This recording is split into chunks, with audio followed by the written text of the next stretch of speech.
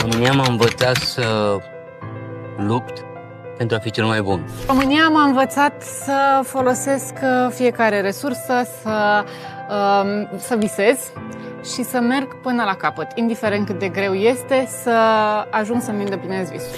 România m-a învățat să fiu mândră că sunt româncă, să reprezint cu cinste țara mea și pe unde am plecat, pe unde am fost, eram mândră că sunt româncă.